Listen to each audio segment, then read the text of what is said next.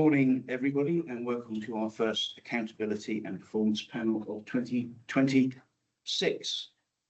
I'll just ask people to introduce themselves so we all know where we are, and for those listening, so if I could start with Kenneth. Morning, everybody. Ken Patrick, Assistant Chief Officer for Suffolk. Morning, everybody. I'm Assistant Chief Constable Ali Scott. Morning, I'm Rachel Kearton. I'm the Chief Constable. Hi, everybody. I'm Dan Vizovich. I'm the DCC. Morning, everyone. Assistant Chief Constable Jill Steen, I work in joint operations. Morning, Josh Rice, Inspector in South Ipswich. Morning, I'm Colette Batson. I'm the CFO in the office. I'm Kate Simons. I'm the Policy and Performance Officer in the Office of the Hi everyone, Fraser Cooper, Head of Policy and Performance, IPCC. Tim Passmore, Police and Crime Commissioner. Darren Horseman, Chief Executive of the Office of the Police and Crime Commissioner. Kate Bothwell, Executive Assistant to the Police and Crime Commissioner. Thank you very much, everybody. Just a couple of comments to make before we get cracking. I do want to emphasise that as we're coming up to the budget setting process in the Police and Crime Panel, which is being held in public in County Hall on the 30th of this month. We don't know the latest figures officially from the Office of National Statistics, but for more than a year, I just want to mention to set the scene that the recorded crime levels have been the third lowest in the country is a very commendable performance by the constabulary, bearing in mind the resourcing we get, which pales almost into insignificance with places like the Metropolitan Police Service, West Midlands, who are certainly under the cosh at the moment, but that's up to them to sort that out. But I do want to congratulate people on that because I think that sort of performance in a large area like this is really, really important. And as I've said many times before, keeping crime levels down, bringing offenders to justice actually helps economic growth. And my goodness me, don't we jolly well need that in this country at the moment. So policing has a pivotal, albeit indirect, role for that. Two other points to mention. The budget coming up, we will be debating that. The papers will be published very soon. I am recommending the increase of £15 notes for a Band D property, which is just over 5%, because I think the way the government has issued its finance for us without detail and clarification leaves me with virtually no option if we want to maintain that performance and of course develop improvement. So I do hope that everybody will actually fill in the survey. There are comments there. I think we've had about 500 responses so far, which is very good, but we do need that because that does help us make the final decision. So I would urge people to do that. All the details are online. And then the last comment I'd just like to make is the ongoing, I suppose I can only describe it as confusion about the future of governance and policing in the UK, with the Home Office government changing its mind almost weekly on what on earth is going on, be it for mayors, what happens to PCCs, timing of elections, etc. And then with the delay in the publication of the policing white paper and this talk of mega forces, which I have to say, from a personal point of view, small-scale mergers might be something to consider. It's not easy, but I do not agree with having mega forces. If you look at the Met and one or two of the large metropolitan forces, they are hardly shining examples of how to do things well. And if there are to be these changes, we've got to be guaranteed that it will be an improved service for residents, businesses, be you young or old or whatever. Otherwise, what's the point of doing it? So I think that's just something that has been mentioned by the government. Whether it will happen, I do not know. And if you want a slight political point, I think the idea that PCCs are a failed experiment, I thought was outrageous. Having been in this role for over 13 years and with colleagues all over the country, the government is ill-advised, ill-informed, and we're still waiting for the evidence. But answer when I asked the policing minister for this, came there none. No change then. Right, that's my little introduction done, but I just wanted to make the point. Now, we do have a public question time. If you'd like to introduce yourself, then ask the question, please, and then they can get the constabulary to answer it. But there, I'm afraid, is no feedback. That's how we do it. So you're very welcome. Very nice to see you both coming along today. I'm Stephen Robertson, an ex-police officer from Essex. I'm representing Ricky Hall as one of the 40 Bay 5. 40 Bay 5, you probably know, found £63,500 in the beach in Suffolk 3 years ago. And Ricky and his friends have been fighting these the Suffolk police to ask for that, for the chance to have that money back the last 3 years. I come to you extremely disappointed because Ricky and I have tried now for 3 years to have some form of meeting or some form of conversation with any member of Suffolk Police, and we've been denied. So we're quite upset. What I would like to do, please, through yourself, Chair, is ask the 2 questions that I've omitted. So, Yeah, so I'll ask I'd like you to ask them on behalf of myself, please. But because I can't remember that we've got multiple sclerosis. Oh, right. Okay. It's something like No, I've got them here, so that's all right. I will. I will thought do it was quite important, I think. Yeah, so the question for those listening online, this relates to money found at Ballsey some time ago. Question 1, why is Suffolk Police spending public money on solicitors instead of using police officers in the case of the Bawdsey Bay 5? That's one question. This one specifically from Ricky, who was the last member of the Bawdsey Bay 5 who's still brave enough to keep asking. Okay, thank you. So who would like to answer that one? So my understanding is that there is a court case that is ongoing at the moment surrounding this. So that limits what I can actually say. Yeah. We are already looking into this case through the legal channels. What I would say is that after that, we're already in that position.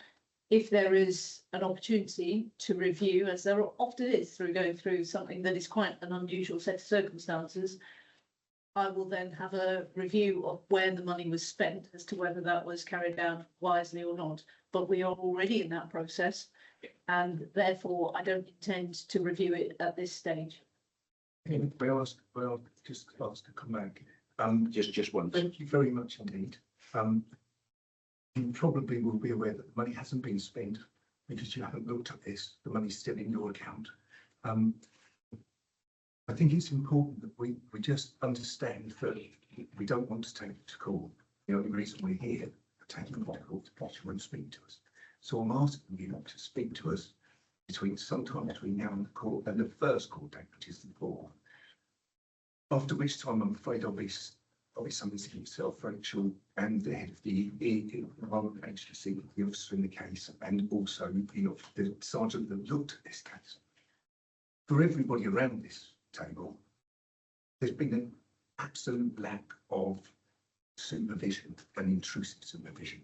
And I would just ask Rachel if you can perhaps tell me which officer has looked at this case with your behalf, because I believe it's never got past a detective sergeant.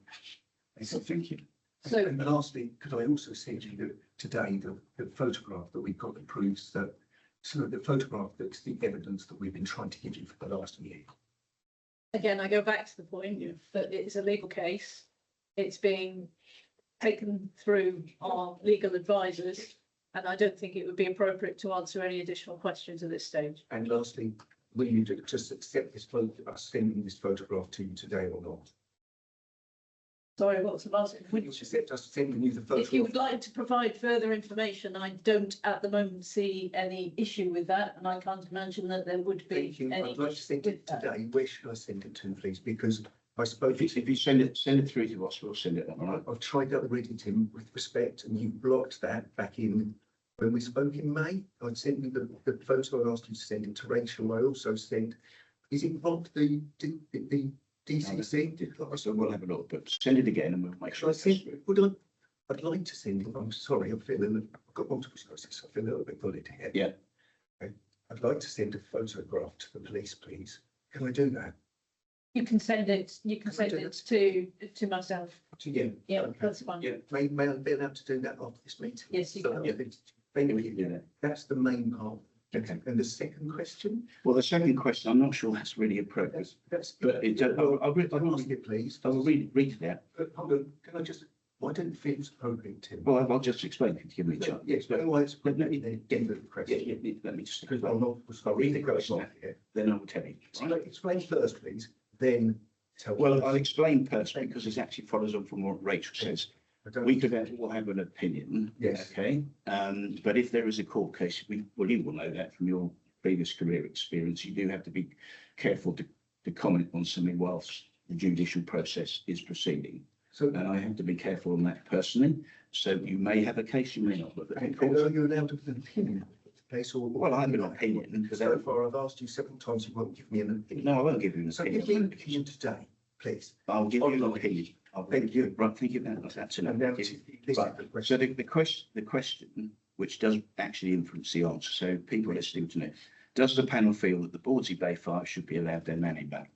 My answer to that is, I am not in a position to say yes or no, because it does depend on the circumstances. We have to look at it from both sides. I have to look at the public interest, which is what we're doing, which is why you're here today. So I'm not actually really in a position. As of today, do you think you should get the money back or not? That's the answer. That's the question. And you either answer it or you don't. We're online. If you Yeah, don't no, feel, online. if you don't feel you can answer something. I don't feel I can answer it. Well, you're getting scared. And you and Rachel and everyone on this side, you need to start using the, you need to start using the code of ethics. And the code of ethics says you should have some courage. And that you should speak to us No, normally. You should speak to us normally. I'm asking you once more, I won't ask you Yes. more. If the evidence, Please, will you tell me whether? Yes, I will. Yeah, right. Yes, or right, no? thank you. This is a public meeting, so I'll tell you this. Thank you. If the evidence there decided by the courts is that you should have your money, then the answer would be yes, but I'm not going to go against whatever a court says. You've got to understand, you know very well, don't you? That whilst the process is being heard, I can't give an opinion one way. How do we ask before the court? Chair, may I come in? Sorry, for those who are online, it's DCC Dan Barnabas. So I'm really new to Suffolk. I haven't met either of you before and I haven't been involved in the case. For the functioning of this meeting, Chair, if it would be of assistance, I'm very happy to have a conversation with you outside and this is what you, so I can do it right now. Thank you. That'd be very kind. All right, I'm not, it's your meeting, Chair. Yes. Forgive me. But I don't want to muck your meeting up. I know I've only got 15 minutes. Right. I know- This- yeah, I'm very happy to do that now. yeah, go and do that now. So, We'll set it. Yeah. yeah, that's fine. I'm not, I promise you, I'm not being awkward here. Okay, and before we go down to ask it, we still haven't finished the question, so could I just? Yeah, so well, I've just told you the answer to that. So does the panel feel that Bawdsey Bay Fire should be allowed their money back? My answer to that, if the court case proves that it should be that, then of course they should. Yes, All right. but as of today, you don't want to know. It's not a question of not wanting to allow this. It's a question that you have to allow the process. I don't want to be told, well, you're interfering in a court case. You know that very well better than I. But I have been asking, and we have been asking for the last year not to go to court. And we just asked. Well, that's something for We're you to asking- negotiate. Yeah, we're asking, no, we don't need to negotiate. We're just asking. Right, well, you don't have your meeting now. So you don't deal with that. Thank you very much, Kelly. That's very kind, Tim, but I know you've asked the question, but the police haven't answered the question, so just. Okay, right, so- Well, No, I'm not going to say anymore. Dan is available. Dan will give you the answer. He will speak to you outside. Are you refusing to answer? I am, Dan is my deputy. He is talking on my behalf and he will deal with your question. That's very Because good. you're asking the question in a public forum, the public answer is entirely aligned to the PCC. Right, Very much. And right, thank you. We've got, that's okay. No, thank you for coming. Thank you. Yeah, sorry. Okay. It's because no one was speaking to us. Then go speak, no one spoke to us today. Spent half an hour speaking. So, Thank you. Yeah, okay. and it's just not fair. Yeah, It's meant to be about fairness, isn't it? Yeah, that's, I'm going to talk to Dan. Yeah. And about doing the right thing, which. Right, thank you very much. Right, let's get on with the rest. Thank you very much for your time, everyone. I'm sorry to embarrass myself. I'll probably go. So we've done the question time, the minutes. Does anybody have any comments? No, I think they're all done. All the accounts have been discharged, so that's okay. So moving on then to the revenues and capital monitoring. Kenneth and Colette. So Kenneth, do you want to, any comments you wish to raise? Yeah, no, thanks very much indeed, Chair. Morning, everybody. You'll have in front of you the revenue capital monitoring report as at the end of November 2025. I'll just maybe sort of point out a few figures and a couple of elements in the report and then throw open to questions. Constabulary's reporting and forecasting a full year underspend of £3.7 million, capital financing under of just 111,000, and the figure that I'll go into in a little bit more detail is the capital position, which is forecasting an underspend of £6.1 million. To put a bit of detail onto those figures, if we go to section 3 and the table at section 3.1, that'll give you a rundown of the variances in the pay and non-pay costs that make up the £3.7 million. If we remove the income of 1.7 and then focus really on the operational side of the business, the operating at the moment is around 2 million, so just over 1% of the overall constabulary budget. So not a bad forecast outturn there. The income figure is explained at 3.4.1 in terms of what's driving that. The vast majority being the interest on investment funds and the higher than we had originally forecast rates that we get with the banks. So that's driving that figure there. In terms of capital financing, 4.1 explains that slightly lower interest payments due to be charged than we originally budgeted. I think it's worth pointing out specific grants at 6.1. A lot of the funding we're receiving is linked to achieving headcount totals. One of the census points at the end of September and also at the end of March this year. At the end of September, we were 21 above target, so we will receive the grant eligible for the first half of 25-26. And at the moment, that's being paid this month. So it gets paid in arrears, but we're above the 1425 original total. And then the forecast at the end of November was we would be also above 1425 at the end of March. So again, we forecast that we'll receive this income in full. Just a little bit in terms of capital at section 8, the forecast underspend is driven by the recent approval to purchase Landmark House, which you'll be aware of, Chair.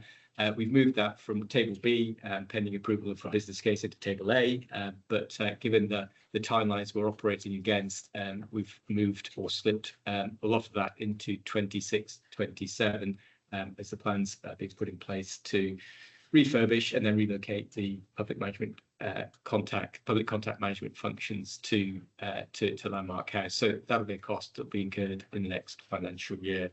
That was it from me, but happy to take any questions you might have. Okay, thanks. So I was going to ask you about capital expenditure, but I think you've clarified that. For those listening, I just want to take you back, please, to page 3, the PCC revenue budget. And the 2.5, obviously, we're pleased there's an extension of the grant for the domestic abuse perpetrator programme of £332,000. So that is welcome. So that is good news. So that work will continue. But as I've said before, at 2.6 just below there, I do want to point out and remind people that the increase in employers' national insurance contribution, we have not been fully compensated for that in the constabulary. We're probably short by, I don't know, £250,000 to £300,000, which is unacceptable because that puts extra burden on the council taxpayer. But the reality is we have to pay it. But from our point of view, when it comes to commissioning in the OPCC, the damage done to the charitable organisations we support, I think, is absolutely reprehensible because they have not been compensated. And you'll see there at 2.6. The IDVA service, which is one of the biggest contracts we've got, it was up to 5 years, 3 years with an extension of 2 years, really helping victims of domestic abuse and violence against women and girls, not exclusively, but in particular. And in my opinion, that sort of approach mitigates completely against the Prime Minister's declaration of wishing to reduce violence against women and girls by half. In this extraordinary position, but we have worked with the IDVA service as well as other charities, but that's an example, it's the biggest one. We've had to put an extra £15,000 in. They have somehow managed to reduce their expenditure by £15,000 as well. But it has put a strain on our commissioning budget as well. But there we are. We will find a way through, and it is about working together. And I think that's really, really important. But I wouldn't want that to be missed. Colette, have you got any comments you want to make? No. Anybody else? Small question. Apologies if it's a bit detailed. So just on page 11 at the back with the capital growth under ICT and the ICT replacement programme, we've we've spent just over 300,000 so far this year out of a budget of 900, and we're forecasting that the remainder of that will be spent in the next few months. And I was just seeing, are we anticipating that or being spent? Seems like a lot in a short amount of Yeah, time. it's a good point, Darren. I mean, the paper itself is end of November. We've received the latest capital report, I think a couple of days ago. I've not had a chance to look at it, but I'll take a look at it and then respond to your query outside the meeting, if that's okay. But it's a good question in terms of times running out to actually spend the money. My initial indications are that the commitments are made, and the procurement routes are in place. So it's just a matter of waiting for the delivery of the kit equipment, but I'll double check that and get back to you. We've got to catch up with Colette this afternoon. Thanks, Philip. All right, well done. Okay, thank you very much. Moving on to the next item, which is improving confidence and satisfaction. And I think it's entirely appropriate to say that there are some very good points in this report. So particularly if you look at domestic abuse and one or two other areas. So who's presenting this one? Me this morning. Any highlights you want to put out? Um, Then we'll go to questions. There is a significant number of statistics in here across a big span where there is a lot of positive indicators for the constabulary, which we're really proud of the teams delivering. This paper covers quite a wide span of different parts of the organisation, a number of different things that they've been doing. And call handling is obviously touched on in other areas, in other papers later on. I could give you a big list of those, Chair, but obviously you've already identified and read through the paper, so I'm just happy to take any questions, but I'm pleased with the performance overall. Thank you. Right, well, I'm going to hand over to this Kate. Kate on my left here. We've got two Kates in the room. You've got a question, Kate. Over to you, thanks. Thank you. So my question was on about, referring to page 2 of the data table shows that Suffolk's Brentford is 7th place against the national, and from 1st to 3rd place against the most similar group categories for overconfidence in police. So, but while the actual rates of satisfaction are mostly consistent with the last period, what reassurance can you provide on how actions in place will lead to improved confidence? We are performing well nationally in terms of confidence overall. You'll be aware of how we measure confidence and satisfaction in a number of different spaces, and there is also a broader piece of work which will help, which is going through SODA at the moment, to look at broader confidence and satisfaction for the county. So we're always looking at improving how we measure and the detail of what we take from there. Suffolk outperforms the national averages already in 6 out of 7 of the confidence measures, which is really good. We constantly look at this, not just within our neighbourhood policing board, but a number of other boards across the constabulary, and are constantly looking on a monthly basis and a longer term average on how we perform, what the opportunities are to improve. So feedback from the public, feedback from some of our officers and staff in terms of engagements, etc., all feeds into how we measure and monitor, and we're constantly making tweaks. The other observation I would make is that that we've been really strong in our investment around community policing and neighbourhood policing guarantee. We're constantly evolving that. So we do anticipate that there will be fluctuations given how the public perceive Winter Town's actions, Safer Streets activity, the policing guarantee, and all of the initiatives we do. So we've got an enormous amount in place that is monitoring, and we're really quite excited about the broader SODA data, hopefully in surveying that will come, because it will complement the work and the things we're looking at already. So on that table there, Alice, this is a bit of a strange one for me, because where it says about the percentage where you deal with community priorities, I suspect there's a bit of national influence on that. But on the other hand, if you've got the 3rd most recorded crime rate, what sort of things are you doing as a constabulary, do you think, to try and boost that, dealing with priorities or issues that people have got? So as you'll be aware of the neighbourhood policing board that we hold, we monitor, there's a number of pillars that we are measured against, and all of those, we are meeting the requirements around those. Some of this will be the degree of which the public engage with us in our community street meets and all of the other forums and meetings that we go to. The CEW surveys are measured from people that they contact, and not all of those would have been a member of the public who would have needed our service or been a victim of a crime. So confidence and satisfaction obviously is measuring different things in terms of whether they'd be confident in the service or the constabulary as a whole, and whether they were a victim of crime or not. So we have to bear that in mind. The degree of measuring we do across all of our neighbourhood teams in terms of overall performance, but also our measures against neighbourhood policing guarantee and safer streets are monitored on a monthly basis. And obviously with the initiatives that we've got that go in really regularly, we will see those fluctuate depending on where we target. You're also aware of the hotspot methodology that we use. So we are evidence-led in terms of where we put the greatest resource within our community teams. So there will naturally be some areas that receive slightly less policing than others based on demand, threat, risk and harm. So one of the reasons I asked that question is, with all the good work that's done, do you think we highlight it sufficiently? Because there's a bit of an odd position, isn't there?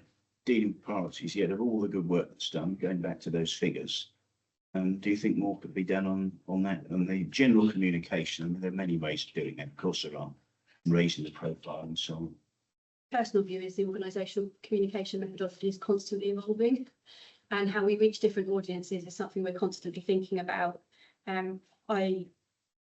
We're constantly looking to innovate in this space as well, around how we might engage with people and the type of feedback we receive. There's always more that we can do. It's a balance of how much time we put into communicating with people as opposed to doing the job, and it's a fine balance. But any other suggestions are always welcome. Yeah, Rachel? Yeah, I just think it's a really good question to ask, but I think it also does reflect, as Alice has said, the people that are being surveyed in this survey. And actually, although Alice has already said it, I just wanted to reinforce the importance of the SODA work and the wider Suffolk system survey which is being planned, because there are many people, for very good reason, that believe that there is work that is the responsibility of the police that isn't actually the responsibility of the police. And therefore, it's quite likely the responsibility of the public sector, and we are part of the system, and we can certainly support others to deliver against things like overflowing litter bins or fly tipping, or and to some degree some antisocial behaviour. But it isn't necessarily police specific, and the question actually isn't police specific. So if it's a community priority, it could be all sorts of issues, and it may well not be something that we ought to be putting our time and our resources, which of course is so very limited. We do, as Alice has already said, focus on our data and our analytics that tell us where we need to be and where we need to maximise our resources. But I think it's a very good question to ask. And of course, it's the challenge of, when compared with the national, our resource modelling, our operating model does not compare nationally. We have a very different community. So I do think that SODA work is going to give us more richer picture than just the CSEW result. I think that we'll all look forward to that piece, but it's going to be a major piece of work, in depth, and finance for the pool business rates fund. That would be good. Yeah, so you mentioned the neighbourhood policing guarantee. Alice, can you clarify for me, when we got that money, which was 1.8 million quid, that was for 17 officers and 9 staff? Yeah. So I'm slightly confused as to why we now have down here that we've got 26 officers. Could you just unpick that for me? We've had, We're at 26 of we've them. had 2 uplifts, haven't we? We've had 1 uplift, and then we've had additional money from them from the underspend. Now we have 1.8 million pounds. Yes, so it's page 7. Sorry, I should have said. Yeah, Sorry. page 7, 3.8. If I mean, Alice will add some detail in a moment. What it says here is that we're dividing that in under 3.16 between police officers and police PCSOs. So the PCSOs are not police officers, for those online who are not aware. It then goes on at 3.17, that equates to 26 full-time equivalent. It doesn't say officers. So Right. it's 26 full-time equivalent members of staff. So that's I read, and I'm set to be corrected, but I read that as being 26 in totality FTE employees. And Yes, we divide it. We are going to divide the whole amount between police officers and PCSOs. Right. Oh, that's not absolutely clear, but no, okay. And Yeah. not all of those people will be full-time officers, so some of them will be working reduced hours or part-time hours, so. Just post, right. Right, got that one. And just going back, I'm just interested in this one at 3.12, Alice, these youth initiatives that have been funded through Sports Sense and Community Practice. I haven't heard about them. I'd be interested to know what they are, do you know? I can't give you the details today, but I can take an extra away and come Yeah. back to you. Reason I asked that, how it fits in with our commissioning, it may be independent, I don't know, but obviously we don't want to duplicate things and things for young people. I am, as you know, very, very supportive of. So that in itself helps, I think, with confidence, crime prevention and so on. Okay. What else have we got? Anything else you want to ask? So I was going to ask something, if I may, on just around that as well, in terms of the neighbourhood policing guarantee. I think you alluded to it earlier, Alice, 3.19. So on page 7 still, about particularly around the 72-hour response time, because it stated there something achieved all the commitments as of July 2025. So I just wanted to clarify. So particularly that metric, 72 hours, is that been correct to infer that that's at 100% in terms of that? Is that being sustained? So it's just a question around the 72-hour commitment. I would need to come back to you on the exact percentage. I know that we've hit the targets around all of those, and this data is still is old data now. So let me take that one away, Fraser, and just check what the percentage achievement is. We've definitely hit the target in that space for the national recording. I can't tell you off the top of my head exactly what the percentage is in that marker. Okay, so we'll come back to that. Okay, well, if I could move on then to page 9, public complaints. Have you any idea or any analysis or anything you could share with us about there being an increase of 4.2, 29% in complaints compared with last year? First of all, well, if you put percentages in, that's fine. But 200 complaints, and that's quite a big increase. Are there any things there that we need to be aware of, or trends, or? So there is further work going on with our PSD lead at the moment. We have been looking not just at the type of complaints, but also the timeliness of them, which you'll have seen in 4.4. We can bring back to you further information and breakdown of those types of complaints, if that's what you'd like from us. Okay. And 4.3, there seems to be a bit of a delay in getting back to people then. Are there any particular reasons for that? So I think it's the volume of what we've got in comparison to other competing priorities at the moment. There is a piece of work underway to have a look at how do we improve timeliness of complaints and how quickly can we resolve some of those as well, not just getting back to the public. So will you be coming forward to coin a phrase, an action plan or some?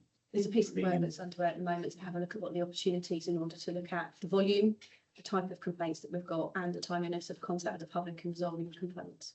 So work is in hand to tackle this. Yes, and I think this is a reflection of a lot of what we find in society now, that there is an increase. We still have the same amount of resource, so there's almost an inevitability that then will take longer because we've got the same number of people dealing with more.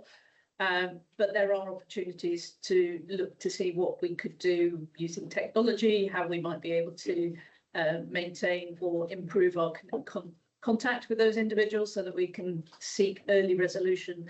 So I think it's actually a really good time for us to review our process of management, because I think we can all agree that that's unlikely to reduce as well. I suspect we're on a trajectory that will continue to increase. So the more that we can put something in place to review that and improve the process, the better for the future as well. We'll look forward to discussing it. Okay. I think, oh yes, there was one other question I had before I go to something else. So 4.8, 4.18 on page 11, 7 areas for improvement have been identified.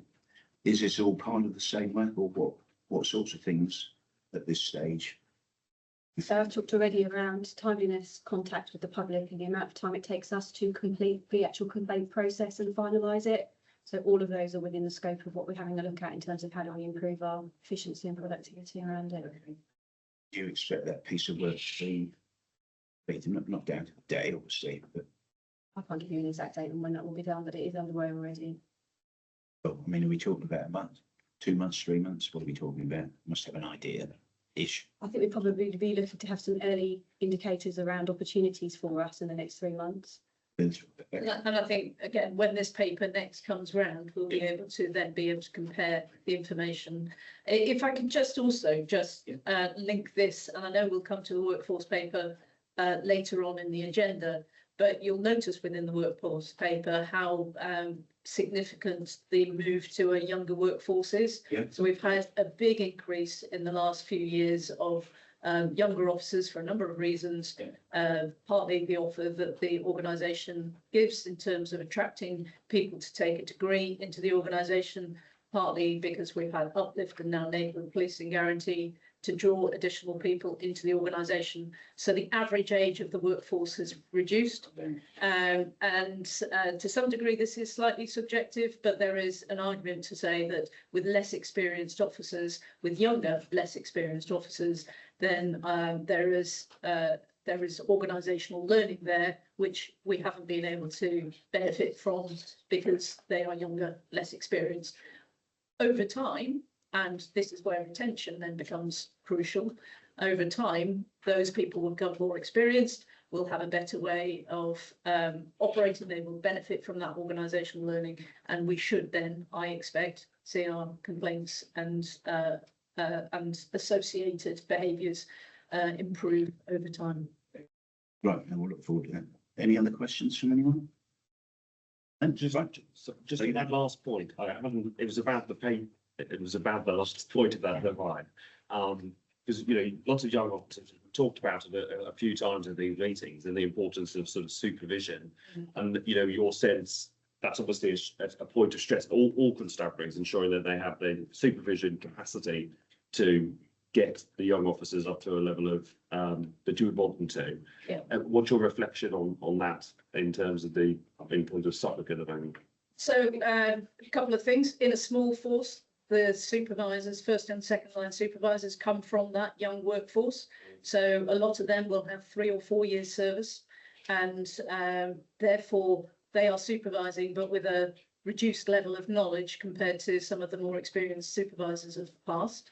That's the first observation. The second observation, again, goes to the uniqueness, but perhaps unique is perhaps an exaggeration, but the special nature of Suffolk as a rural police force. We have sergeants in, for example, Bury Steadman or Sudbury supervising police officers in their probation in Haverhill.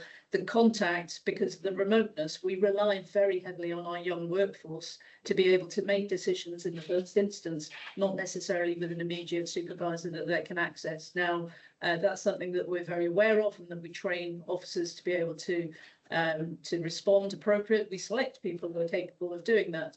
But that does also bring in an empowerment in the good instance, but a risk that we need to also manage. So it all feeds into this importance under the section that's labelled organisational learning. That development piece around our first and second line supervisors is absolutely essential in a force of this type and nature. I think, to be absolutely fair about this, when you get complications on travelling around, yes, we use technology for remote meetings, but the point is, if you look at the pails you get on the A14 with tedious regularity, and then have impacts getting in there, contact face-to-face meetings, which are really important. Can't do everything online. And of course, the ongoing roadworks and travelling from Ipswich up to Lowestoft, that's a challenge in itself, as we all know. So that doesn't help at all. And I think that lack of recognition by the Home Office and the government, which has been going on for years, of course, about the difficulty in communication in a place like Suffolk is very unhelpful. And yes, with the young workforce, bearing in mind under the previous government's uplift programme, we recruited an additional 202 officers, plus what's now happening. That's a heck of a challenge. So, yeah, we'll look forward to getting that, but thanks for those answers. Okay, after we're all done on that, we'll move on into the next item, which is responding to calls for assistance. And who is this? Well, again, just any highlights you want to mention. Sure, you'll get your moment, Dan, coming up soon. Jules, You're all on 10 hooks, I'm sure. we are. Don't worry, don't worry. Okay, Alice, any particular points you want to raise before we go to questions? So just a really high level couple of bullet points then, Chair. I think you'd be really pleased to have seen the strong and sustained improvements in both emergency and non-emergency call handling. The 999 performance continues to exceed national targets and remains consistently high, and we now appear to be holding our performance level for us. 101 abandonment rates have reduced year on year, and our digital transformation, so DigiDesk, single online home, is reducing our pressure on CCR and improving access to the public. Right care, right person and DAVR are now embedded and continue to go from strength to strength. As you will see from our performance in the last couple of months, we've been looking at how do we further increase the performance in those invested teams. And so overall, a really strong performance period for us, kind of the control room and of course for service overall. Okay, thank you. Now, Tracy, I know you've got a question. You can dive in. Okay. First, please. Okay, yes, so thank you. On page 6 was my question, and about the 101 abandonment rates. Yeah. And it shows on the table, yeah, it's obviously good to see it's going down, isn't it? The trajectory is there. It's 9.5% in this latest, down from 11.1, and from a couple of years ago, down from 28.1. So really good to see that. And in the paragraph 3.4, you talk about how HMIC are looking for forces to understand the abandonment rates, looking for improvements, and part of the National Police Team Council working group looking at that and develop, if I'm reading that right, development of KPIs, that there isn't yet that. So my question is, obviously it's really important to keep that trajectory and get, make even more improvements. What's a sense, if any, in terms of what level is being aimed for, or what that KPI might look like? It's 9.5%, great compared to obviously what it was before. Really important to go even more. Is there kind of a level of conversation on that, or kind of where others are? So conversations have been going on for quite some time in this space. A number of forces have different formats and makeups of their control rooms and contact centres, and like us are starting to evolve digital public contact in a whole number of different routes. So the comparability across those doesn't always work. So it makes for some quite interesting conversations in a national forum to try and develop some common KPIs. We're really actually looking forward to, and when do you ever say this about inspection, we've got a week when HMIC will be coming and sitting in the control room ahead of our PL inspection in the spring, and we're actually really looking forward to that week. We're hoping to get a bit of a sense check from them about not just the improvements that we've made and the consistent performance we're having, but also to start to draw down some information from them really about what good looks like in other forces and where other people are performing. We're also reading the reports for other forces around Peel to see if we can pick any nuggets out of there. But it's quite a long conversation that continues to happen in the national forum.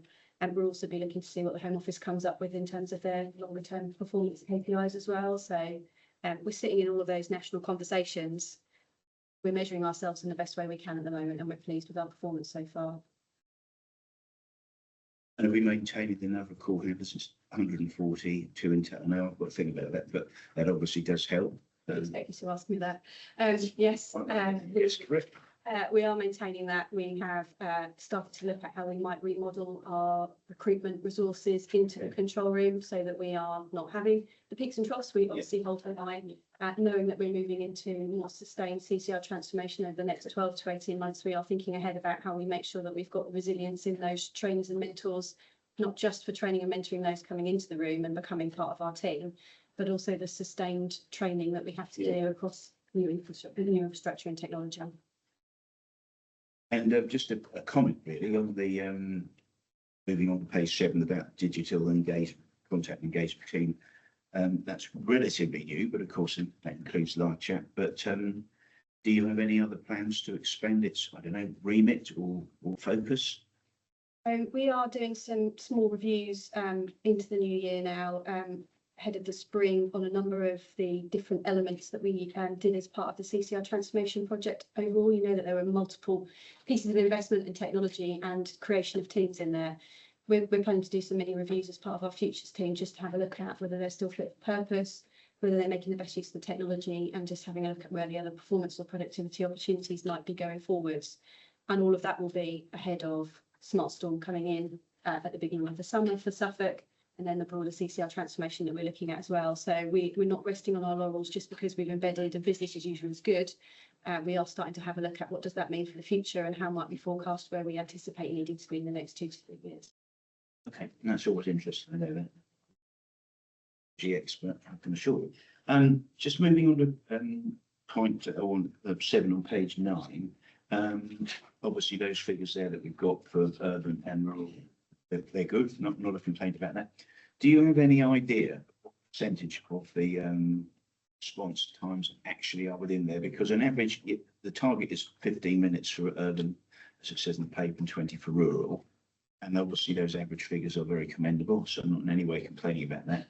But in the past, some years ago, we had a percentage of the requests that were actually within that time, as well as the actual average time. Do we have that information? I'm expecting you to know it now. Are you saying you'd like me to put that into the paper for me? Yes. So you'd like the breakdown? I think that will help with public confidence, and we know there are some rural areas where, yeah, we're right. If you have an emergency, it's unlikely you're going to struggle because of the road network. We have to be realistic, but it always helps to contextualise that. But yeah, I think that would be welcome. What else have we got? Oh yes, on the right care, right person, which I think has gone really, really well in Suffolk, and I think it's embedded, despite the how can we put it, various conversations we had at the Health and Wellbeing Board. It was a bit sticky, let's say. There were some people who were very sceptical, but anyway, I think with the persistence and doing that together, it's gone down very well. But you talk about time saved. Have we got any rough approximate ideas of that? Because I know that wasn't necessarily the primary purpose. It was about getting the right help for the person in difficulty, but saving time, of course. Governments always go on about productivity. Well, that's a very good example. I just wondering if you've got any metrics or data you could share with us on that. So I'm going to jump in here and we'll defer to Alice if she's got any more detailed information. But I know that when the work was last reviewed, it was calculated as an indicator. Yeah. So I'd be really careful about saying that this is an exact, definitive, quantitative amount, but it's an indicator of 7 FTE police officers per month that was saved.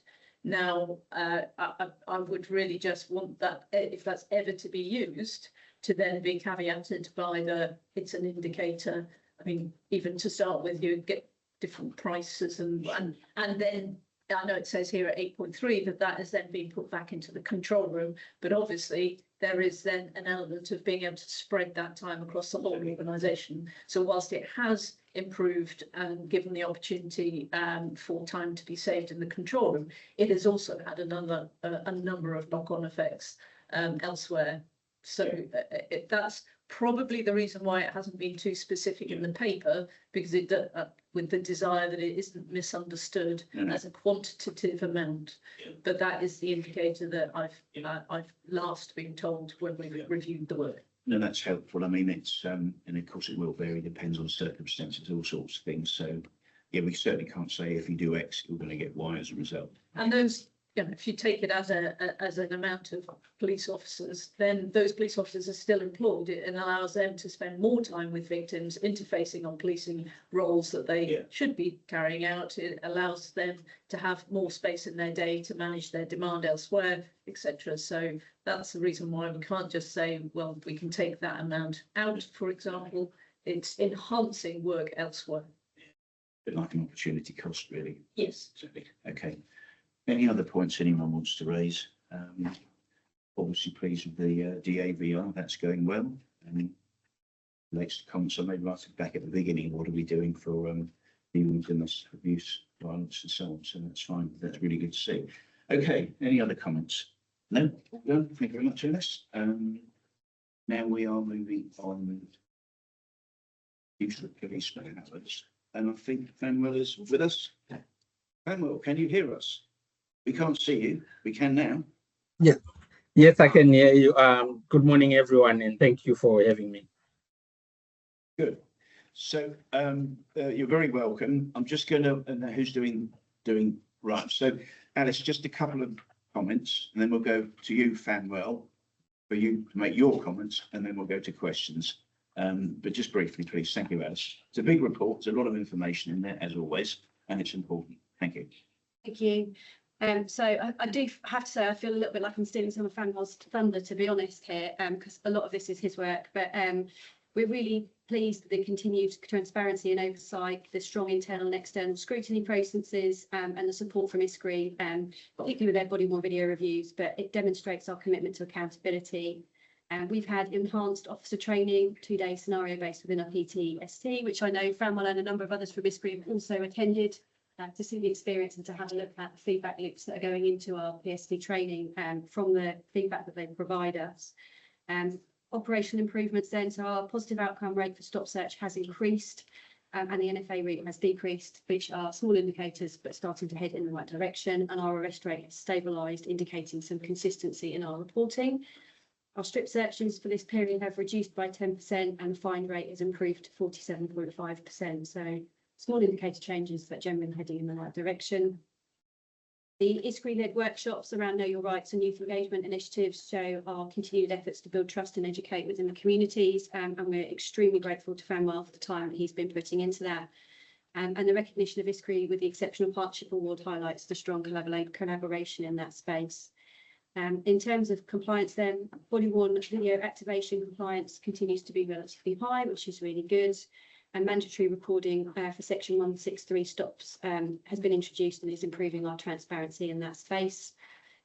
We have further work that we are doing around use of force and use of taser. So we're doing some monitoring around that. And we're also planning to do further pieces of work around cultural work around incivility, which is something, a thematic that we've brought out of some of the feedback from ISCRI, but have also been starting to benchmark and check across broader parts of the organisation as an indicator, which is really good for us. We've also had a bit of a gap in the administrator post supporting the work that happens here, and really pleased now to have finished the recruitment around that.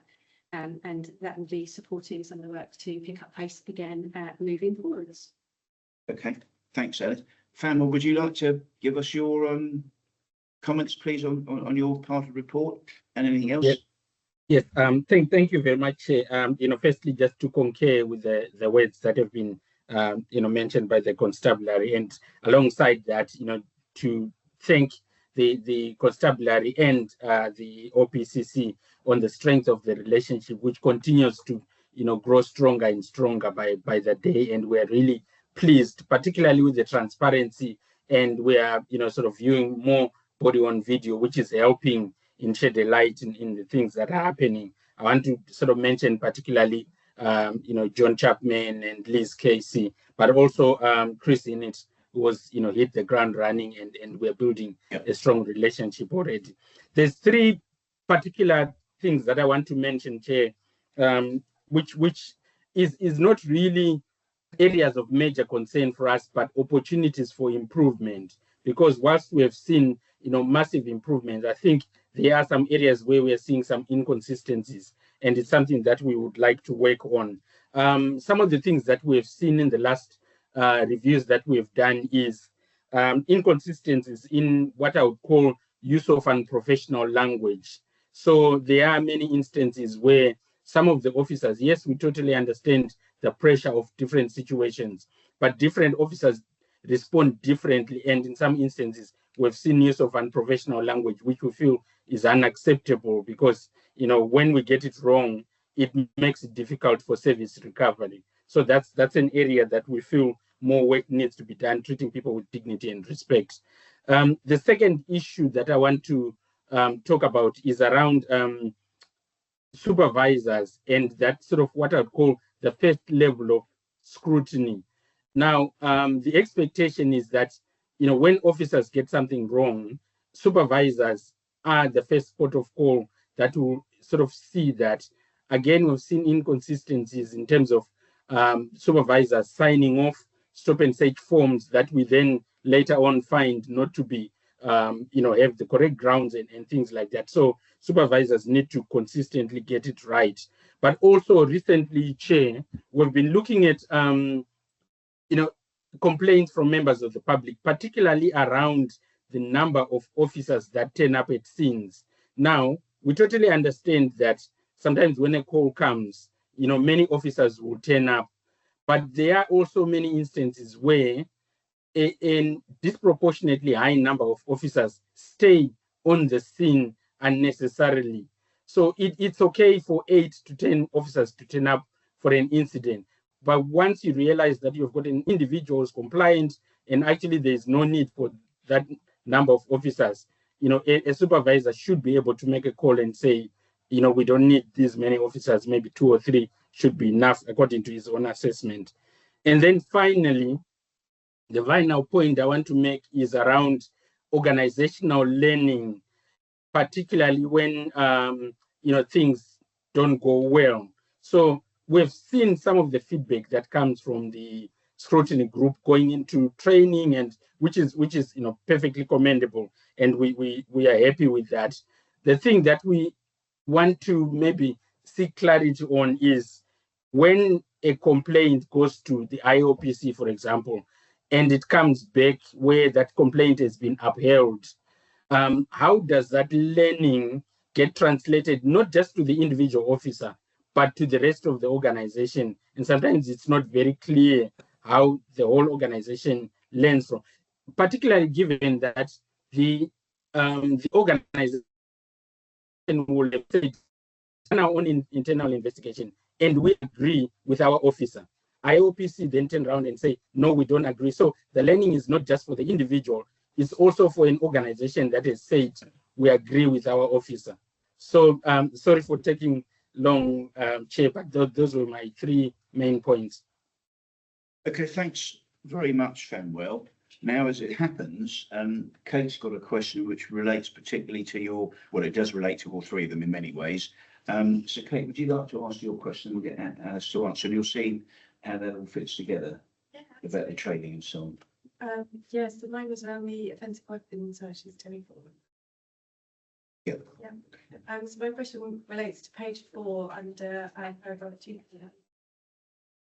And it's obviously positive that offensive weapon searches on black subjects have decreased from 8.4 was reported in the last period, which was the report that came to the July meeting.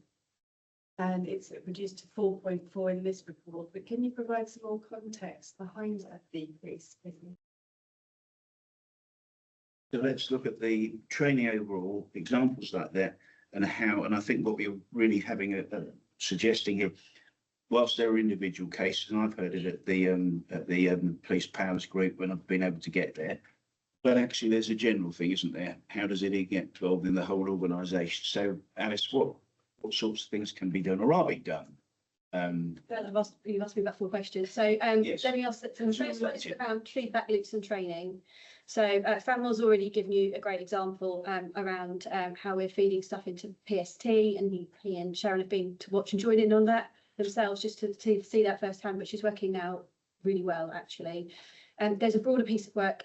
You may be aware that there's a prevention officer that works within PST, an embedded role now. And we've talked about that, I think, in previous APK. It's not an area that sits within my scope, but I can talk a little bit about it. So that prevention officer's work not only takes learning and feedback, but also then tries to look proactively at hotspot activity or concerns across the organisation in conjunction with a number of other departments. And they then proactively go out and seek to work with line managers and other people in those areas, A, to share learning, and B, to work closely with teams where there are investigations ongoing or investigations that have closed. So it's looking at doing proactive work in that space, providing feedback and directly answering questions with team members who may be affected with what's going on. It has been one person. I think there's work ongoing at the moment to have a look at whether we can scale that role and responsibilities. And there is also broader feedback from the PSD lead thematically and strategically into the organisation within the DCC's portfolio. We also have got work going on with the Learning and Development Department to pick up thematic activity. So that will lead A, into general training that we're providing and keeping the syllabus up to date with materials that are relevant not just nationally, but to things that we're finding locally. And from a PSD and a PD perspective, so from People Directorate, the cultural work next phase is now underway and is reflective of a whole host of pieces of feedback that we gather and put into that space, which helps us have conversations with first, second line managers and the workforce around culture. And I began at the very beginning saying we're thematically starting to pick up, partly through Fanwell's work, but a couple of other areas around incivility or professional language that is being used.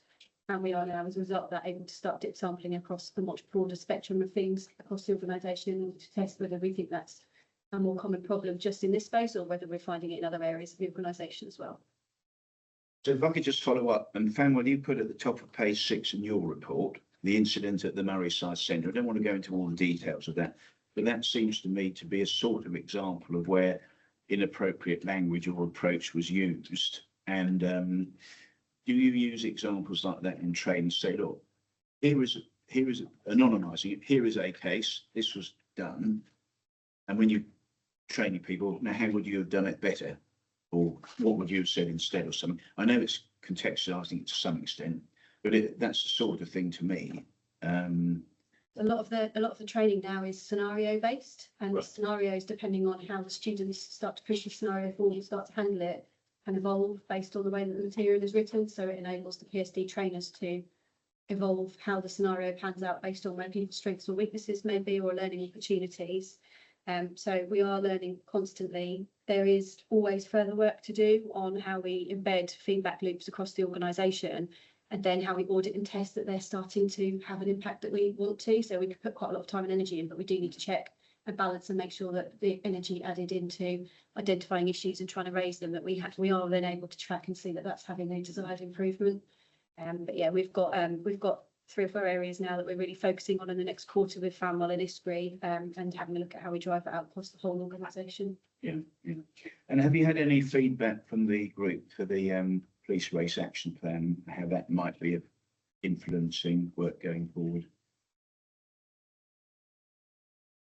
I think I don't think you've met with them just yet. The issue there is that we've had the transition between the past deputy and the new deputy, who has been working with the scrutiny panel. So I haven't picked up anything specifically that I can add into this discussion at this time. And obviously the new deputy's only just arrived and getting to grips with, but you have met them, haven't you? So, if you want to add. So there's an element of what we're discussing now, which may come up in the paper that I'm going to present in a short while on the workforce development, because as colleagues will be aware, the Police Race Action Plan has 4 pillars to it. Yes. One of those pillars is representation. So how well are the community represented within the workforce of the organisation? And there's an update in that. But in respect of the other 3 pillars, I've already met with the chair of the Police Race Action Plan Scrutiny Committee and had a really productive conversation with her. She has suggested, and we've agreed to having a scrutiny meeting in early February, where we'll be bringing in members of the community and hearing some lived experiences of their time in Suffolk, and we'll be looking to see how we can improve what we do with our community in respect of the other 3 pillars. The workforce bit I'll touch on later, so I won't steal the thunder then. But it looks to me like Suffolk has got a really strong response to the National Police Race Action Plan in terms of the scrutiny committee that you've put in place and some of the activities that are ongoing. And I know I'm hoping, Fanwell, I think we've been trying to get some time in the diary for us to meet up, but we will definitely be meeting up face to face. The High Sheriff has got an event just down the road from here in just about a month's time, where lots of members of the community will be coming together. So there's plenty of work going on in this space, and I'm relatively reassured. As Fanwell, you're able to have input into that by Francine Jones, aren't you? I think to the which is obviously important. Yes, yes, Chair. And I think on that, I mean, we work independently with the race action plan, but the work that we do mentally, and we want to make sure that we're picking during the scrutiny process is also feeding into the work of the race action plan and vice versa, because some of the examples that I gave, some of it is to do with individual behavior, some of it is to do with culture of the organization, and it would be good to sort of share experiences across the panel and also the and in how we move things forward. But yeah, we're starting to have those conversations, Chair. Okay, thanks, Fanwell. Kate, we've got any other points you wanted to raise? No, you're quite happy. Now, somewhere I can't find it, but I know it does say, oh yeah, yes. So just to draw people's attention, despite all the conversations, we do need to remember that Suffolk is in a good place, because if you look at page 10, 3.2, Suffolk conducted 3.2 stops per 1,000 population, compared with 8.6 for the national average for England and Wales. That, of course, is very welcome news, but we are all in the business of looking for improvement. And well, it's a legitimacy side, isn't it? Working with people so that it doesn't become an issue. So, but that is, I just wanted to point that out because that is important. I've got just a couple of other points I would like to just raise. Yes, at 2.2.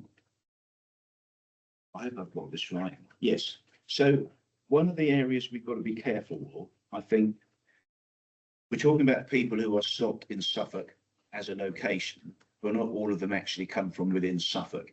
Is it possible to clarify, or for every, I don't know, whatever it is, say 500 people stopped, how many of them actually live in Suffolk and how many don't? So we don't have data reporting at the moment that enables us to separate without manually going in and pulling data out. We don't have that. It's something that we have continued to talk about, and we're also thinking about where we have disproportionate geographical numbers. Yeah. I'm trying to have a look at what does that mean. It's such a fine balance between how much more data do we want to put energy into collecting and then actually doing things about it. But no, we at the moment we struggle unless we pull or do dip samples or audits, which we can do. We do know that a proportion are from out of county. We also know that a proportion of our stop searches are intelligence led, and our data that we collect at the moment, obviously Fanwell's work around this will identify, particularly in those areas where they're dip sampling and having a look and scrutineering things. But quite often we will have intelligence that underpins the reason why somebody is stopped, and that won't necessarily be reflected in the data that we present around the stop search. So there's quite a number of other things around data that we would like to enhance. So on 3.4, under national comparisons, talk about in Suffolk to the year ending March 25, self-defined ethnicity is black, is 3.7 times more likely. But then you go on to include, it increases to 4.9 if you include residents, subjects who are not residents in Suffolk. So is that one of the dip sampling things you would have done? And you dip, I'm guessing you dip sample with black subjects of this. Yeah, they've dip sampled on a couple of occasions, not just in BME or other disproportionality, but they've looked overall as well. Yeah, so we've got dip samples around that, and we would like to continue to evolve our data in this space, because the more data we get, the more education we have. It enables us to be more intuitive about the types of things that we're looking into. Okay, thanks. So 2.2.6 at the bottom of page 5. I think I know where you're coming from on that, Alice, but could you unpick that a bit for me? I mean, are we saying here that the issue of drugs is more of a problem in some communities? What I'm really getting at, is this based on evidence? What you're saying then, just over the page on the table there. Is this about handcuffing? Yeah. We've got a bit of a data problem around handcuffing. So consistent use of form 4. So officers should be completing a use of force form when they handcuff somebody, whether it's compliantly or not, whether they're arrested or going to custody or not. It's a consistent use of force requirement. Our data collection on that is not as good quality as it needs to be in all the time. We are working on this at the moment. So the disparity around it. So you're asking me about the disparity, or are you asking me overall about the data? Well, it's related to the disparity. Or if you haven't got good data, obviously it's not reliable, it's difficult. We are not filling in as many forms around use of force for compliant or non-compliant handcuffing as we were. I think officers, there's still an education piece that we're working quite heavily on with officers around the fact that it's not just if you've got into a fight or if you've taken somebody into custody that use of force. Okay. We've got a number of initiatives in place at the moment to encourage officers to be filling the forms in, whether it's compliant or non-compliant around handcuffing. So is that a training related? It's a piece of work we're doing. Back to what you're saying here. Yeah, absolutely. So I think there are two issues with that particular paragraph. One, which Alice has answered in terms of the training issue that we need to pick up, and obviously her staff being well cited on the fact that there is some improvement to make. The second, which is more specific to what this paragraph actually says, which is when you've got a shoplifting individual, the likelihood is that the item that they're trying to conceal is going to be bigger than drugs. And if they're and therefore, if you've actually managed to obtain the pair of trainers or whatever it might be that they've shoplifted, the requirement then to handcuff them may be reduced because the item has been retrieved. Whereas if it's drugs, even if a proportion of drugs has been retrieved, there may be other drugs that have been concealed. Therefore, the requirement to handcuff them is more likely. I understand. Yeah. That proportionate use of force depending on the circumstances, Yes. which you're dealing with. Yeah. That's helpful. Okay. The last point I just wanted to raise comes 2.3.5, statement page 40 from that. The rate of no further action, in other words, your search or whatever it is, and you don't find any. What's sort of being done to try and improve, if you like, the find rate? I know it's quite a difficult question. You've seen that our positive outcome find rate is going up. Yes. I'm just interested to know why. What do you think? Well, I think education is part of what we're doing at the moment. You've heard quite a bit over the last couple of APP papers in this space around the feedback loops that we're doing, the work around use of police powers, the scrutiny. All of our student officers at some point in their first 2 years will go and sit in an ISCRI panel and listen and watch the scrutiny levels that go around that. And it's been brilliant education for those officers and their line managers as well. So we're constantly working on that. There's it's very multifaceted in terms of making sure that we are getting the best benefit out of our officers and more outcomes as a result of the work that we're putting in. A lot of the work around safer streets, hotspots and targeted activity with the evidence base does mean that we're putting officers into the right areas where the outcome rates and find rates tend to be higher, because we know that we're focusing them around the areas where the highest harm for our public is. So there's a combination of things sitting in that space. Obviously, we break down the demographics for age and disproportionality as well across those, and they will be slightly different in different areas depending on where we're working at the time. Thank you. Any other questions from anyone? No? Anything else from, no, not from you, Fanwell? Right, well, thank you very much to ISCRI for your ongoing work. We look forward to seeing you again soon. Anyway, I think we've got a date coming up. Come around and see you. So thanks so much, Fanwell, and see you again soon. Right. Thank you. Thank you. Yeah, cheerio. Bye. Bye. And then the workforce report. Well, I suggest, I don't know if you can plan a break. Yes. Yeah, we can have a quick break for 10 minutes now. So, no, we won't. Well, we could still have a quick We'll just break. have a 10-minute break. Dan may advise us whether we. I'm good to go with the workforce paper if that's the position of the meeting at this stage. Well, if you don't mind doing it, I'll tell you why, because then those online, because that's the last one we've got to, and then those who are online disappear, so to speak. Yeah, okay, right, Dan. Okay. So, I'm fully prepared. So hopefully, colleagues, everyone's had an opportunity to read this paper. It's been circulated in advance, a really good paper. There are just 4 things that I'm going to touch upon, and it just takes us through the paper in really high detail. The first section of the paper, section 2, the first bit's in the introduction, relates to the numbers of officers and staff within our constabulary. I think it's really pleasing to see that at the end of the financial year, we predict that we'll be on track to exceed workforce numbers that were required of us through the uplift grants. So we'll be just over that 1390 number by the end of the financial year. We're slightly down at the moment, but that's consistent with most forces around the country, that you see a slight lull at the partway through the year reporting point, and then a final push to recruit to meet the targets at the end of the financial year. So that was all I was going to say in relation to that section. so let me just interrupt then. So we've already heard from Kenneth, we've met the head count, which is not quite the same as full-time equivalent. It's not a lot of difference, I do know that. So that we will reach that target, so we don't get any financial penalties. Can I just double check for absolute clarity, when we're looking at the strength, that includes all those who are seconded, and for example, those to URSU, doesn't it? So we'll be absolutely clear about that. It does. So if you're here and you're working in Suffolk, you're included in those. Yeah. And if you're employed by Suffolk and working either in the joint space where Jules Dean leads, or in the URSU space, then you'll be appearing on those numbers.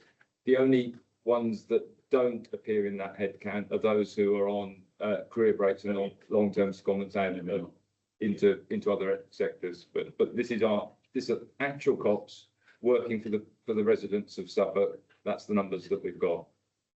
So it's still correct for me to say we've got more, overall more police officers than we We have. have indeed. We have indeed. Still on that, I want to get to, right, okay. Yeah, because it does seem a bit of a variation. If you add the neighbourhood policing guarantee, 17, that would take it up to 1442. I know that's not quite how the figures. Yeah, because there's some vagaries, isn't there, between head counts, Yes. full-time equivalents. And the more part-time people that you have, the bigger your head count is, but your full-time equivalent doesn't go up. But I just wondered in future, we can talk about this, whether we put the FTE and the head count, so that gives us a picture. You've got them. I think. Whether it goes in this report, whether we report that separately. Just so we know exactly where we are. Okay, Yeah, right. so- Please continue. But the public sometimes get frustrated with the way we present our statistics, but whichever way you present these statistics, the number of cops in Suffolk is increasing. That's what we need to know. Okay. Obviously, within that, you'd want to make sure that we're making really good use of those cops, and paragraph 2.4 points to the number of restricted and limited duties officers. The data is as it says, and I can't give you any greater granularity at this stage. But suffice to say, we are through some additional work that's been commissioned, looking at the number of restricted and recuperative duty officers that we've got, and we're also, and it will link to section 4 and 5 of this report, around our PSD cases. So the number of officers that are on restricted duties as a result of PSD is higher than we'd like, but it's not out of kilter with the rest of the country. So we'll be doing more to try and make sure that every cop who's getting paid for by the taxpayers' money is doing something that's really productive and useful for the public.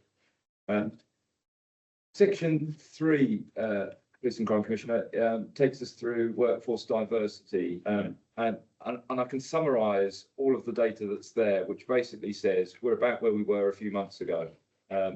Now, the Police Race Action Plan places upon all constabularies an onus to try and make sure that we fully represent our communities, both in terms of race, but also gender and a whole range of other protected characteristics are something that we'd be interested in. Police Race Action Plan particularly focuses on making sure that we are representative of our black communities in Suffolk. At the moment, we are not. So the data that you've got there suggests that our workforce is, underrepresented in terms of the census data. So at the moment in Suffolk, the last census data said that Suffolk is 87.3% white, British, Irish, Welsh, Scottish. That ethnicity group makes up 87.3. What you're seeing in front of you is a data set that says that we are 3% of our workforce comes from an ethnic minority background. We need to do more to redouble that effort, and that is governed through our Police Race Action Plan Scrutiny Group and Goal Group, which I chair. We've got the next meeting at the end of the month. Yeah, no, and on that one, it's been going for a year or so now. We need to be seeing some of what action is management taking, for want of a better word, to actually alter the balance. Because this has been part of our police and crime plan, I think, since I started. And I know it's quite a challenge to deal with it. But yeah, no, we'll look forward to hearing about that. Just on that though, Dan, I think this is what there is a question whilst we talk about them, do it this way this time. But 3.7, I didn't quite understand the last sentence. It says the percentage of detectives from any other white, that's at the top of page 4 anyway. Background is 0.4% compared with 1.2% as April 25. Yeah.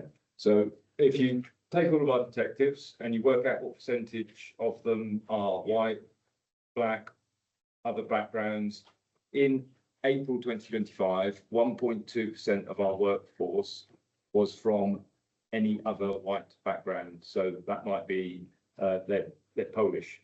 Yeah. Not white British ethnicity, but they might be coming in from Eastern Europe is the predominant makeup of that group of people. So in April it was 1.2%.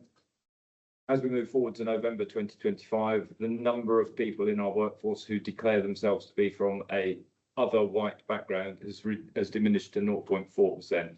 These are relatively small numbers. We're only talking about a difference of 1 or 2. So if you had one person with an percentage. East European heritage leave the organisation, you Yeah. probably see that number replicated there. Yeah, because whilst it's statistically true, it's fallen by 2/3. The actual number It's 1 or 2 people. is 1 or 2 people. Just for people listening to make that quite clear. Okay, right. Okay. And then if I can just take us through into the next section, which is changes in workforce attrition, section 4 of the paper. You've got a graph there on at the top of page 5, which looks like a bit of a horror show in terms of the graph. It goes up. But again, this is really, really small numbers. And 1 or 2 people leaving the organisation will produce that change. If you see that trend carry on in future reports, then it's maybe something that we need to be considering as a concerning issue. But I hope that will regress back to the mean, so it will go back to where it was before when you see the next report. But we'll see. I can't tell you what the data is because we haven't got that report yet. But this section is broadly a really good news story. We've recruited significant numbers of cops into our organisation. And we know that the greatest level of attrition for cops is in the early years. You know, people come into policing, they find it is a vocation and they stay for a long time, or they find that it's not for them and they leave fairly early on in their career. And most people, in my experience, find out fairly early on whether it's for them or not, and they make their choice.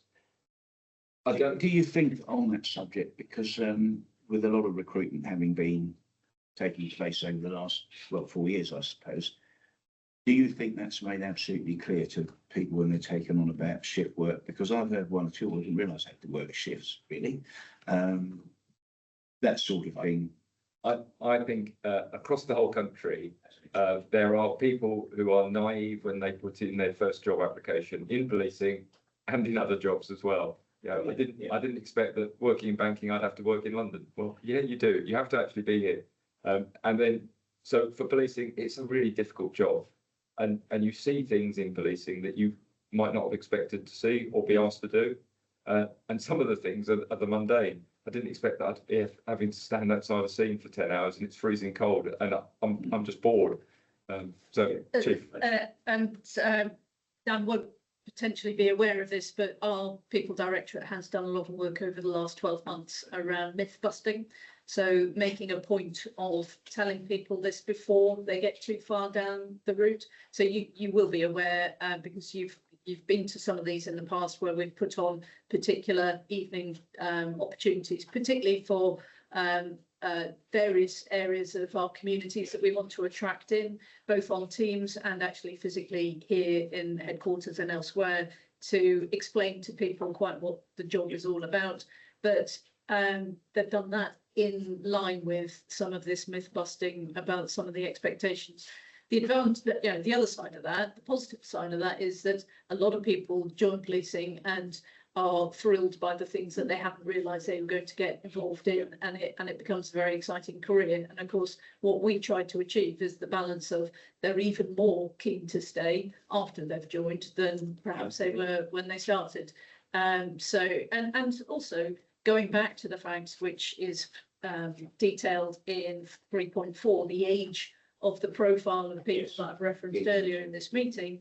Young people will take a punt at a job and at the early stage of adult life won't know whether that suits them or not. So I think there is an expectation that we are moving into a generational workforce that will try policing out for a number of years and then consider moving on to something else. It's changed from what perhaps it was when I first joined, which was a job for life. Oh yeah, I mean, that's happened all over many careers now. Yeah. You mentioned a bank, a lot of people start when they were 18 or something, stay there till they were 65. I was in Halesworth and Lowestoft yesterday, and I was speaking to some of the frontline officers there and asking them, are they enjoying working in policing? And the vast majority of our relatively young and less experienced officers are saying, I love working in police. I love working in Suffolk. It's a really great organisation and I want to stay. So I think that's a really positive news story in terms of the offer that we've got here in Suffolk. So, and we're a net attractor of cops into Suffolk from other forces. Why is that? Well, these are experienced cops who understand what policing is about and they want to come and work here. Yeah. And we've got a really good offer. Yeah, and in these figures on attrition rate, presumably, once someone is enrolled on the course of being trained, i.e. student officer, that includes them in there. As soon as you sign on the day, Yeah, first of so January, you start. If you resign on the 2nd, you still hit our attrition figures. what I was going to get to, Dan, was is there, and again, don't create a lot of work, are there those who sign up, that take it on, and then they leave before their training is completed? I just wondered how many that might be. Yeah, I have. That would be an interesting factor because, but I'm not. We've definitely got that data. I haven't got it in front of me and it's not contained. That's an act. But we can definitely provide you so just for clarity in terms of the action, you're wanting to see the percentage of officers who fail to complete their probationary period. Yeah. So what's the attrition rate during that? Which Just as in like that over a period of a few years, I think. Yeah, that'd be interesting to see. Okay, right, let's carry on then. So good news story about our attrition, it's reducing. We're keeping hold of more people. I would hope that trend will continue going forward because we've got less churn in the organisation. We're a stable organisation. Yeah. And as people get past their probationary period, we don't expect to see as much attrition anyway. So unless something dramatically changes, I think we've got a good news story there. And then the final part that I was going to touch upon is section 5. Now you will see there an increase in the use of UPP and an increase in the number of casework items that are being tracked through. So casework items might be grievances in the workplace, it might be employment tribunals, it might be a range of different things. But more casework there is, then more friction there is in the organisation. Sure. So in an ideal world, you'd want to see a relatively low level of casework. And in a perfect organisation, you'd want to see really low levels of UPP because you've got lots of cops, lots of officers, lots of staff working really diligently, and we don't need to use these processes. But if you've just got a flat line, that's not reassurance either. So we did some work as a constabulary a couple of years ago to really upskill our frontline supervisors to understand how you could performance manage and deal with issues of performance within the workplace. And you can see over time that that's had an impact because you've seen an increase in the number of UPP cases. That's okay from my perspective. What I'd like to see is some more detailed analysis of because I think Darren asked the question of what do you expect this to look like in the long term? What does good look like? What's the level of UPP cases that you would expect in a well-functioning organisation to be your stable position? I can't give you that data at the moment, but I'm not concerned about the uptick because actually it says we're gripping the performance issues where they emerge. And that's all I was going to say. Right. So actually, we've touched on quite a few things I was going to ask. Have you got a question? I've got a couple if that's okay. Yeah. I'll go in order. So, No, thank you. Page 2.3, police staff establishment. So my mental arithmetic is that we've got about a 10% vacancy factor, which is a little bit. So I think we estimate a 6%, don't we, over the year, if I'm right, in our MTFP. So I was just wondering what's happening there, if there's any concerns there, and obviously if those are bunched, obviously that could cause some operational issues. So I was just interested in that. So I don't have the breakdown of the data about where the vacancies are across the entire workforce, but we have that. We've got that data available to us as an organisation. We have been financially cautious in terms of some of our recruitment because we've said, you can't advertise to recruit for this person until you've actually got a vacancy, and that necessarily creates a lag in that because as soon as the person goes, then you start the recruitment process, and so there you've got vacancy. And that's why in the medium-term financial plan, there is a natural vacancy factor built into your workforce establishment. And as you've said, that percentage is lower than our actuals. So we are not having any difficulty in recruiting to the vast majority of roles that we've got.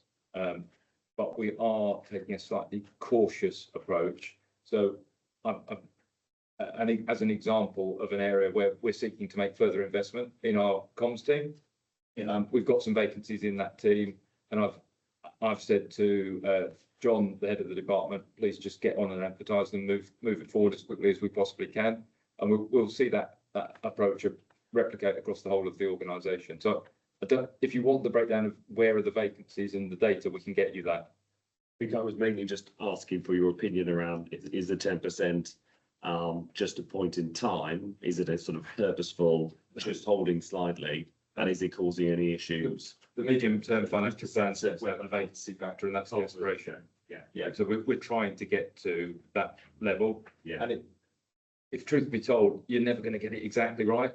Yeah. And we may need to push the tempo of our recruitment, and that will probably take us slightly beyond, and it will cause us some concern. And we're aiming for that percentage. Yeah, sorry, second one. So 3.2, and this just feeds on from the answer you gave to Tim around 3.7. So it's a similar sort of question, which is around, we've got a ethnic, so our staff are from a minority. I just wanted to understand the data a bit better. So I'm giving you the wrong. No, 3.2 is the right section, I think. Yeah, so with this, we've got staff and we've got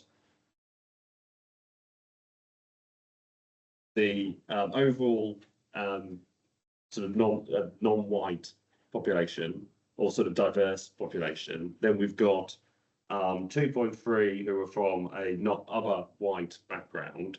So with my sums, that means we've got 0.3% who are from an Asian or black or mixed background.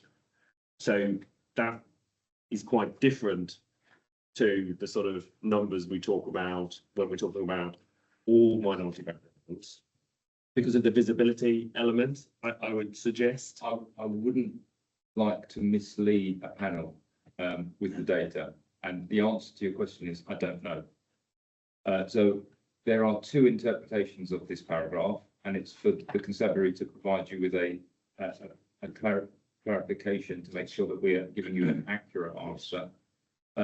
So one interpretation is, as you've just said, Darren, 2.6% of our staff are from a